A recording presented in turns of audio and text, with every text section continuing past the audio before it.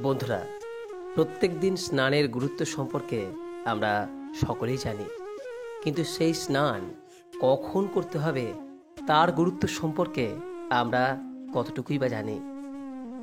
বন্ধুরা, আমাদের শাস্ত্রে স্নানের নির্দিষ্ট সময়ের কথা বলা হয়েছে।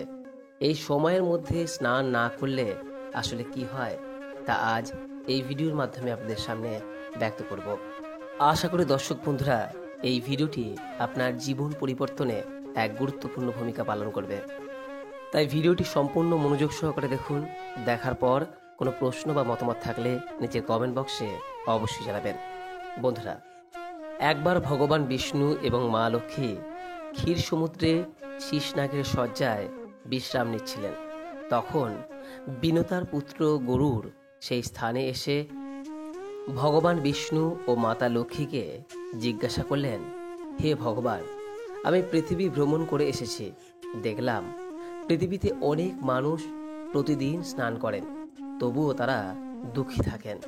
তাদের এই দুঃখের কারণ কি প্রভু? আপনি কি আমাকে এই বিষয়টি বলতে পারেন? স্নান করার সর্বোত্তম উপায় কি? কখন এবং কিভাবে স্নান করা উচিত? স্নান করার সময় কোন মন্ত্র উচ্চারণ করা উচিত? আমার মনে এই সব প্রশ্নগুলির উত্তর জানার ইচ্ছা তৈরি হয়েছে। এরপর গরুরজি মা লক্ষ্মীকেও জিজ্ঞাসা করেন, হে মাতা, আমি এটাও লক্ষ্য করেছি যে নারীরা প্রতিদিন স্নান করে তোমার পূজা করে, তবুও তুমি তাদের বাড়িতে থাকো না। এটার কারণ কি? গরুজি এই প্রশ্ন করলে ভগবান বিষ্ণু বললেন, হে পক্ষীরাজ, আপনি সঠিক প্রশ্ন জিজ্ঞাসা করেছেন। স্নান করা খুবই গুরুত্বপূর্ণ। স্নান করলেই আমাদের শরীর ও মন শুদ্ধ হয়।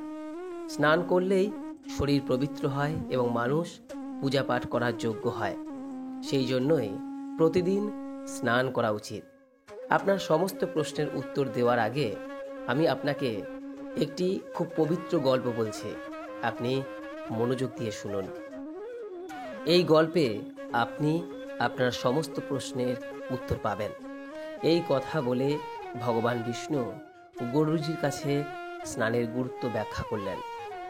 একটি গল্প বর্ণনা করলেন যা সমস্ত মানুষের মনোযোগ সহকারে শোনা উচিত। শুধু এই পবিত্র গল্পটি শুনলেই একজন মানুষ শত শত তীর্থ স্নানের পুণ্য লাভ করে। সেই জন্য আপনারা সবাই এই গল্পটি সম্পূর্ণ শ্রবণ করবেন, কারণ অর্ধ এবং অসম্পূর্ণ জ্ঞানই মানুষের বিপর্যয়ের প্রধান কারণ হয়। ভগবান বিষ্ণু বললেন, হে পক্ষীরাজ, অনেক দিন আগের কথা, মধ্যদেশে একটি খুব সুন্দর শহর ছিল। সেখানে এক ধনী শেঠ থাকতেন। তার 3 জন কন্যা ছিল। শেঠ তার মেয়েদের কখনো কোনো কিছুর অভাব হতে দেননি। তিনি তাদের পরম মমতায় প্রতিপালন করেছেন। তার মেয়েরা ছিল খুবই সুন্দরী এবং চঞ্চল প্রকৃতির। সেই শেঠ তার কন্যাদের সব কিছু দিয়েছিলেন, কিন্তু তিনি শুধুমাত্র একটি ভুল করেছিলেন। তিনি তার কন্যাদের শাস্ত্র জ্ঞান দেননি। তাই জীবনে সব কিছু পেয়েও তার মেয়েদের জীবন ছিল অসম্পূর্ণ। অর্থ, সম্পত্তি এবং সৌন্দর্য থাকা সত্ত্বেও প্রতিটি মহিলার যা থাকা উচিত তা তার মেয়েদের ছিল না। তারপর যখন তার 3 মেয়ে প্রাপ্তবয়স্ক হয়ে গেল, শেঠ তার 3 মেয়েকেই ভালো সংসারে বিয়ে দিলেন। 3 জনেরই স্বামী ছিলেন বড় ব্যবসায়ী এবং তারা সবাই রাজপ্রাসাদে থাকতেন। বিয়ের পর সব আচার অনুষ্ঠান সম্পন্ন হয়। তাদের 3 জনেরই শ্বশুরবাড়ির লোকজন তাদের অনেক সম্মান করতেন এবং তারাও সবার সঙ্গে ভালো ব্যবহার করতেন। তারা 3 জনই তাদের শ্বশুরবাড়িতে সুখে সংসার করতে লাগলো।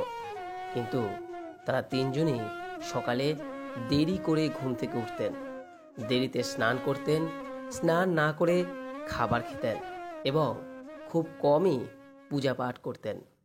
তার শাশুড়ি তাকে অনেকবার বাধা দিলেও তারা তার উপদেশ না শুনে নিজের মতো কাজ করতে থাকে। কিন্তু সময় যত বাড়তে থাকে ততই সমস্যা ওই 3 মেয়ের শ্বশুরবাড়িতে বাড়তে থাকে। 3 স্বামী ব্যবসায় আর্থিক ক্ষতির সম্মুখীন হতে শুরু করে এবং ধীরে ধীরে তাদের পুরো ব্যবসায় সম্পূর্ণ ডুবে যায়।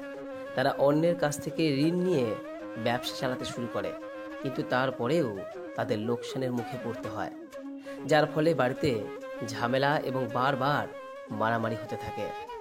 ওরা তিনজন ওই তিন বাড়িতে থাকতে যাওয়ার পর থেকেই তাদের বাড়িতে সমস্যা শুরু হয়। ওই তিন বোনের শ্বশুর বাড়িতে অর্থের এত অভাব ছিল যে তাদের বাড়ি ঘর সব কিছু বিক্রি করে তারা একটা কুঁড়ে ঘরে থাকতে বাধ্য হয়। কিন্তু ওই তিন বোন কুঁড়ে ঘরে থাকতে একদম পছন্দ করলো না। সে কারণে তারা শ্বশুর বাড়ি ছেড়ে পিতামাতার বাড়িতে ফিরে যায়, বাবার সাথে থাকতে শুরু করে। বাবার বাড়িতে এসেও তারা তিনজনই দেরি করে ঘুম থেকে ওঠে, দেরিতে স্নান করে এবং স্নান না করেই খেতেন, যার কারণে তার বাবাও ব্যবসায় বিস্তর ক্ষতির সম্মুখীন হতে শুরু করেন এবং তার আর্থিক অবস্থারও অবনতি হতে থাকে। তারপর একদিন ভগবান বিষ্ণু ঋষিরূপে তার দ্বারে এলেন। শেঠ সেই সাধুকে অত্যন্ত শ্রদ্ধার সাথে স্বাগত জানালেন এবং তার পা ধুয়ে তাকে প্রণাম করলেন। তখন সেই শেঠ মহান ঋষির কাছে তার দুঃখের কথা বললেন এবং শেঠ তার মেয়েদের ডেকে তাদের সম্পর্কে পুরো সত্যটা ঋষিকে জানালেন এবং এর সমাধান চাইলেন। সেই ঋষি তিন কন্যার দিকে এক ঝলক তাকালেন, তিনি পুরো সত্যটা বুঝতে পারলেন। এই তিন বোনের চারপাশে নেতিবাচক শক্তির একটা চক্র আছে যা তাদের সাথে ঘুরছে। তারা যেখানেই গেছে সেই নেতিবাচক শক্তি তাদের ছাড়ছে না। তখন ঋষি সেই শেঠকে বললেন, আপনার তিন কন্যার অভ্যাসের কারণে তাদের চারপাশে নেতিবাচক শক্তির বৃত্ত তৈরি হয়ে রয়েছে। এই কারণে যেদিকে যাচ্ছে সেখানে শুধু দুঃখ কষ্টই আসছে। তোমার তিন মেয়ে খুব অলস, তারা দেরিতে ঘুম থেকে ওঠে, দেরিতে স্নান করে আর স্নান না করেই খাবার খায়। এই কারণেই তাদের জীবনে এই সমস্যাগুলো আসছে। তারপর সেই ঋষি এবং শেঠ তার কন্যাদের অত্যন্ত গুরুত্বপূর্ণ জ্ঞান দিলেন এবং তাদের প্রতিদিন তা অনুসরণ করতে বললেন। তিনি বললেন, হে বৎস, স্নান 5 প্রকারের হয়: ব্রহ্ম স্নান, দেব স্নান, ঋষি স্নান, মানব স্নান এবং দৈত্য স্নান। স্নানের সময় অনুযায়ী এগুলি নির্ধারণ করা হয়। শাস্ত্র মতে ব্রহ্ম মুহূর্তে স্নান করাকে সর্বশ্রেষ্ঠ মনে করা হয়েছে। ব্রহ্ম মুহূর্ত মানে রাতের শেষ প্রহর এবং সূর্যোদয়ে ঠিক 1.5 বা 2 ঘন্টা আগে, অর্থাৎ ঘড়িতে সকাল 4:30 থেকে 5:30। শাস্ত্রে এই সময়টিকে দিনের সেরা সময় হিসেবে বিবেচনা করা হয়েছে, কারণ এই সময়ে বায়ুমণ্ডল আশ্চর্যজনক এবং অলৌকিক শক্তিতে পরিপূর্ণ থাকে। এই সময় দেবতাদের সময়। এইভাবে ব্রহ্ম মুহূর্তে দেবতাদের স্মরণে করা ব্রহ্ম স্নানকে শ্রেষ্ঠ স্নান বলা হয়েছে। এই সময় স্নান করে সূর্যদেবকে অর্ঘ্য নিবেদন করলে জীবনে সুখ, সমৃদ্ধি এবং শান্তি আসে। মানুষের শরীর ও মন সারাদিন সতেজতা ও ইতিবাচক শক্তিতে ভরপুর থাকে। ব্রহ্ম স্নান করলে মানুষ রোগ ব্যাধি থেকে দূরে থাকে, তার শরীর সুস্থ এবং নিরোগ থাকে। দ্বিতীয় স্নান হলো দেব স্নান। ভোর 5টা থেকে 6টার মধ্যে যে স্নান করা হয় তাকে দেব স্নান বলা হয়। সমস্ত পবিত্র নদীকে স্মরণ করে এই স্নানকে শিরা স্নান হিসেবে বিবেচনা করা হয়। এই সময় স্নান করলে মানবদেহে ইতিবাচক শক্তির সঞ্চার হয় এবং শরীর থেকে সব ধরনের নেতিবাচকতা ও মন্দ শক্তি দূর হয়। দেব স্নানের সময় স্নান করলে শুধু শরীর নয়, মনও পবিত্র হয়। এই সময় স্নান করলে সম্পদ বৃদ্ধি পায় এবং মানুষ সব বস্তুগত সুখ লাভ করে থাকেন। ভোরবেলা যখন আকাশে তারা দেখা যায় সেই সময় স্নান করলে তাকে ঋষি স্নান বলে। এটিও সর্বোত্তম স্নান। এই সময় স্নান করলে মানসিক শান্তি পাওয়া যায়। সকাল 6টা থেকে 8টার মধ্যে যে স্নান করা হয় তাকে বলা হয় মানব স্নান। এই স্নান সূর্যোদয়ের সময় বা সূর্যোদয়ের ঠিক পরে করা হয়। এই সময়ে স্নান করাও উত্তম বলে বিবেচিত। এতে সারাদিন শরীরে সতেজতা, প্রাণ শক্তি এবং ইতিবাচক শক্তি থাকে, যা আমাদের যে কোনো কাজ করতে উৎসাহিত করে। কিন্তু মানুষের কখনোই সূর্যোদয়ের 2 ঘন্টা পর স্নান করা উচিত নয়, অর্থাৎ সকাল 8টার পর স্নান করা অনুচিত। এই সময় পরিবেশে উপস্থিত ঐশ্বরিক শক্তি খুবই কম হয়ে যায়, ফলে মানুষের মধ্যে উদ্যম ও শক্তির অভাব হয়, যার কারণে সারাদিন শরীরে অলসতা থাকে এবং কোনো কাজ করতে তার ভালো লাগে না। সকাল 8টার পর স্নান করা মানুষের জীবনে দুর্ভাগ্য নিয়ে আসে। নেতিবাচক এনার্জি তার শরীরে বাসা বাঁধতে শুরু করে। এমন ব্যক্তি যেখানেই যান দুর্ভাগ্য তাকে অনুসরণ করে। আপনার 3 মেয়ে সকালে দেরি করে স্নান করত, তাই তাদের শ্বশুরবাড়ির সমস্ত সম্পত্তি নষ্ট হয়ে গেছে, আর এখন আপনারও নষ্ট হচ্ছে। যারা সূর্যোদয়ের সময় স্নান করেন না, সারাদিন তাদের মনে রাগ, আসক্তি, ঘৃণা, নেতিবাচকতা, দুর্বলতা ও বিরক্তি থাকে, যার কারণে তাদের কাজে অসুবিধা হতে পারে। তাই প্রতিদিন ব্রহ্ম স্নান, দেব স্নান, ঋষি স্নান বা মানব স্নান করার পরামর্শ দেওয়া হয়। এই পবিত্র সময়ে প্রতিদিন ঘুম থেকে উঠে স্নান করে ভক্তি ভরে ভগবানের আরাধনা করে সূর্যদেবের উদ্দেশ্যে অর্ঘ্য নিবেদনের মাধ্যমে আমাদের দেহের পাশাপাশি মনও শুদ্ধ হয় এবং আমাদের অনেক সমস্যার সমাধান হয়ে যায়।